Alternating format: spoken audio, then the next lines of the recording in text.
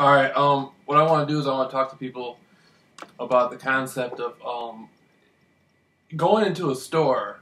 If like the whole gang stalking thing, if you feel you're being gang stalked or you feel you're being monitored, no matter what you did, if you're an activist, you could be a politician, you could work for a corporation, you yourself could have been somebody who did something like this.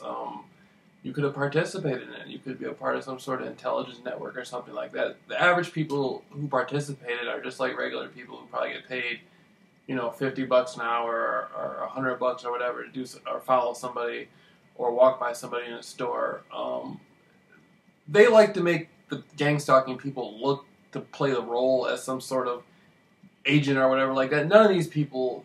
There's a small majority of these people who would be a card-carrying member of like the FBI or the Central Intelligence Agency. I doubt any of them are. I really do. Maybe they're retired or something like that. They're just trying to make some extra, bucks on the side, trying to moonlight or something. But for the majority of the people doing this, it's just like just young people. A lot of older people do it too. But they'll follow you in stores. People who work in the stores. I go into a store. I tell them what's up automatically. Like when I walk into a store and I know that the people at the store have been told to watch me. I tell them, like, who I am, what my name is. I tell them why this is happening, like, my perspective of why it's happening. And I tell them to look me up on the internet. And, it is what it is. When I first started doing that, the people who work at the stores were seeming like, treating me like I was like some sort of shoplifter or something like that. And then after doing it to a few stores, they were still watching me, but they were acting very nice about it. Because I guess they had been told, when I go and talk to them or whatever. But I've gone to restaurants before. Like I went to Burger King. I told the people straight up, man. I know you've been told I was going to come in here and all this stuff, but don't put anything on my food. And they did it anyway. And then I tried to scare them. I told the people like, I'm going to the FBI. There's nothing you can really do if they put something in your food. There's no way you're going to be able to prove it or anything like that. It's just like whatever. But so try to work that out. Some people who get gang stalked never had it that extreme. I mean, I've had helicopters fly over my house. I've had my food drugged. I remember walking down the street one time, man. It was like 30 cars coming. They all had their headlights on. They were all gang stalking me. Psychologically, I know I'm the best person to get gang stalked. Cause I'm the best person. It doesn't break me. I come from I come from here. You know what I mean? No. But it doesn't hurt me. It doesn't break me. Psychologically, it's made me stronger. If I look at myself 1 year ago and I look at myself today, I'm 10 times stronger than I was a year ago. And I was still pretty strong a year ago. So I'm 10 times stronger. And I'm spiritually way stronger. The biggest thing is, like with me, what they do is like, there's an area, I live in Norton Shores, Michigan. There's an area called Muskegon Heights. I have a lot of family and friends, people I grew up with that live in the Heights. And there's like, sometimes, man, they'll have like, somehow they know I'm into like, really good looking, light skinned black girls. And somehow they've done it where they're able to pay women who fit that description to like come around me and stuff. But if I say something to them, they'll ignore me on purpose. And this is something they do because they know it agitates me. And so I had to find a way to break through it. And I'm beginning to learn that right now.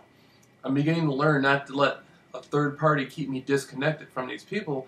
And so what I do is I say, I'm famous. You didn't know I was famous? Why do you think they're telling you not to talk to me? And sometimes they're like, what, you're famous? And then I'll have a little flyer with my whole story about who I am, what happened, how I did interviews, all up in Hollywood, all that stuff. And I got my phone number on there. And so I tell her, don't let anybody keep us apart. Connect. There's a reason why I came into your life. Connect with me. And so I find a way to try to make it. You got to be creative. You got to be really creative if you're going to be gang stalked. Because these people are a reflection of yourself. Don't have a doubt. Erase all doubt that you have within you. It's challenging. It's challenging. The people who are orchestrating all this, they know you better than you know yourself a lot of the time. And so you're going to have to get used. It's like this. It's like I love watching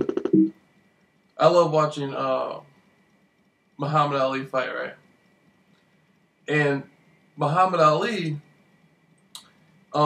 he would always out-endure his competition. He wasn't as strong as they were, and he couldn't hit as hard as they were and all that. He was fast, but he had to out-endure, like the rumble in the jungle. He out-endured George Foreman. The rope-a-dope, how he had to absorb the punches and all that, and learn from him and stuff like that. Then he came back, set him up. Then he came back, set him up. You got to out-endure these people. Same thing with the Thrill in Manila. Remember the third fight with George Frazier. He out-endured Joe Frazier. He out-endured Joe Frazier. And so this is what you're going to have to learn about. You're going to have to learn how to out-endure these people. You're going to have to learn how to become more of yourself. It's not about changing who you are and becoming different. It's about becoming more of yourself. If you're worried about your phone being tapped or worried about somebody following you into a store or everybody looking at you and stuff like that, you got to learn how to overachieve that, overcome that. I'm telling you, I'm the only person I know who does it as easy as I do it. I've been looking at a lot of people on the internet. There's some people that's been happening to for like 5 years, and they always seem all scared and stuff when they talk about it. Man, you just gotta keep pushing. You gotta keep pushing through it. It's really nothing. It's nothing. I'm an expert on it. I'm an expert on it because I lived it. I've been living it a high degree, not a low degree. I'm talking about a high degree. The gang stalking stuff on me. You know, the reason why it happened to me and all that.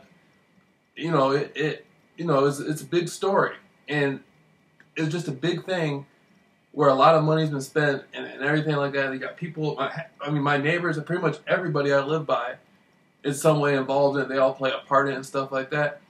This is what happens to your life, and you gotta outshake it.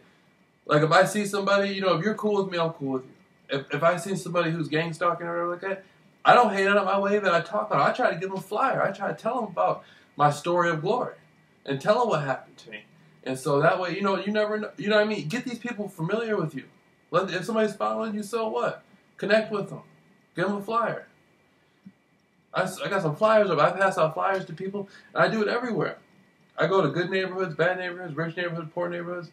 You can beat this. I mean, the only way to beat it is you got to completely integrate it and accept it for what it is. And there's people who are in the gang stalking stuff, people high up in the gang stalking stuff. When I say high up, I'm talking about like over in Washington, D.C., in the private security sector and all that stuff. They can look at me and tell that they're living a more uncomfortable life than me. And that's what gets them. A lot of these people, I can see it in their eyes. A lot of these people, some of the older people who've been running some of these programs, stuff like that. There's two different groups for me. No, there's about three different groups for me. There's the people that I personally got into it with that are going to be higher up than all the gang stalking stuff combined. Not the CIA, the people who run the CIA. Those type of people I got into it with. And so me and them got a personal thing. Then there's the gang stalking people. Then there's other types of stuff going on that I'm not as familiar with, I'm becoming more familiar with. And so they can look at me and tell that I function good in reality, and that aggravates them. And so what I want people to do is to become more familiar with your surroundings, to become more familiar with trying to integrate this lifestyle. And that's how you move past it, is you integrate it.